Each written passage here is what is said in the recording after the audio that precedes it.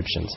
The sun was Horus, and he was represented frequently by the falcon god, or the falcon-headed god. As a falcon-headed god, he was also associated with the constellation of Leo, the lion.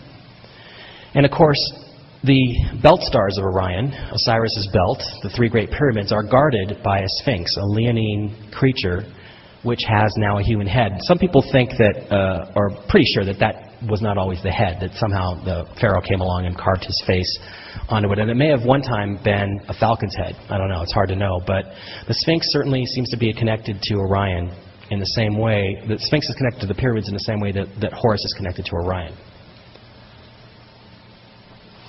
Also, some of the iconography we talked about earlier, Isis and Horus. Isis, again, was also a moon goddess. This is supposed to be the disk of the moon in her hat, and she's feeding the infant Horus.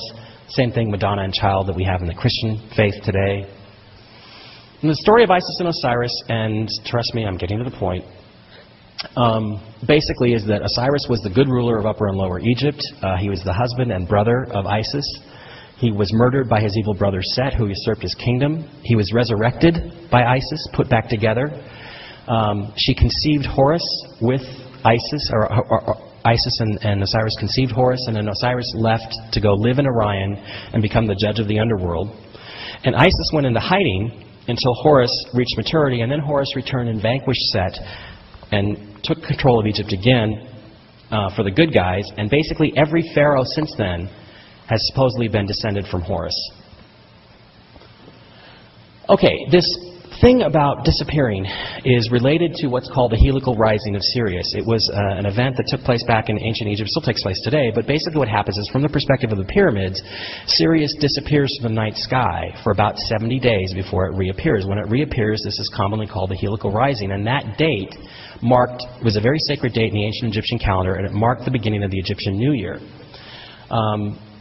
That date, back in 3300 BC, was July 20th, when Sirius would rise, this very early morning thing. You would see it once again return to the night sky.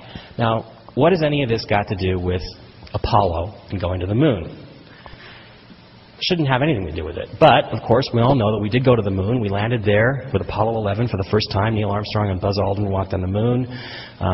We all got to watch it on TV, those of us that were alive then.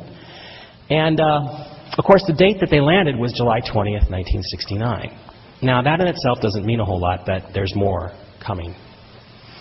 In his book about his trip to the moon, Buzz Aldrin, the second man on the moon, talked about something that he did inside the lunar module before they went out and took the first moonwalk. And he said, during this first idle moment, I took out some wine and some chalices that I had in my personal preference kit, little kits they could take with them to the moon, and I had communion on the moon, read from the book of John, yada, yada, yada. Well, that ceremony, as it turns out, is of course a Christian ceremony, but it has its roots in ancient Egypt. Guess what? Ancient Egypt, and it's an offering to Osiris. That's where this communion ceremony originally started. So, again, you've got, on a very sacred date, a guy making an offering to Osiris, which is a little bit weird, sacred Egyptian date. The whole thing was portrayed in From the Earth to the Moon, the very excellent Tom Hanks miniseries on the trips to the moon. This is how it was portrayed. I don't know if it was red wine or white wine, but in the show it was white wine and Buzz taking his drink there. So we got real curious. When did they actually do that ceremony? So we went to something called the Apollo Lunar Surface Journal, which is a great resource. If you want to know anything about Apollo, any of the programs, any of the missions, it's all right there.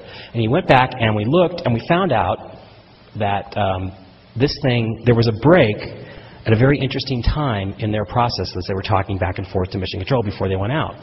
So we could take astronomy programs like Redshift 2. This is one that Richard and I like to use because it's based on the JPL database, because we want to be working on the same database that NASA is working from.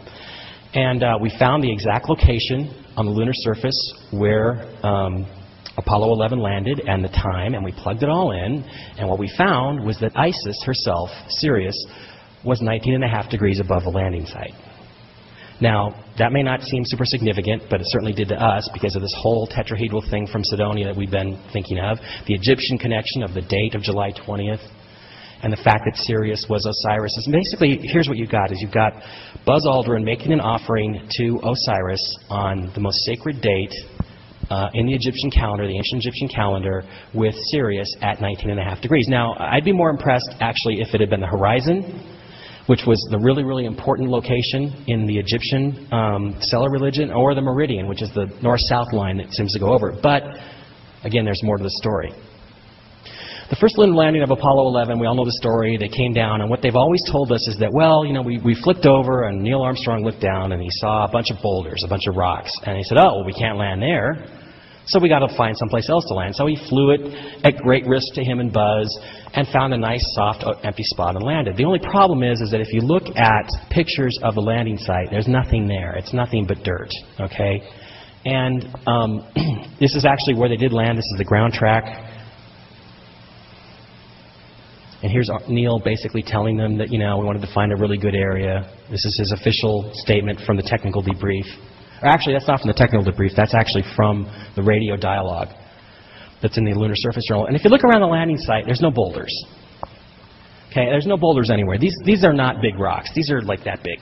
Okay, and the LEM could have landed on those and not even noticed them. In fact, the people at the Apollo Lunar Surface Journal have been looking for boulders at the landing site for years. And here's one guy where the guy says, a boulder, maybe? That's a boulder somewhere there? They're desperately trying to find boulders. Nobody can find any boulders. So what was the real reason? Well, the real reason, we think, is that if they had landed where they'd been prescribed to land, the alignments of Sirius at 19.5 degrees at the prescribed time would not have worked out. But they had to move about 4 or 5 miles downrange. Now, the interesting thing was that this ceremony took place 33 minutes after they landed. So, again, that may be significant, it may not, but it was the only place on the lunar disk where you could actually have Sirius at 19.5 degrees above the horizon 33 minutes after they touched down on July 20th, 1969.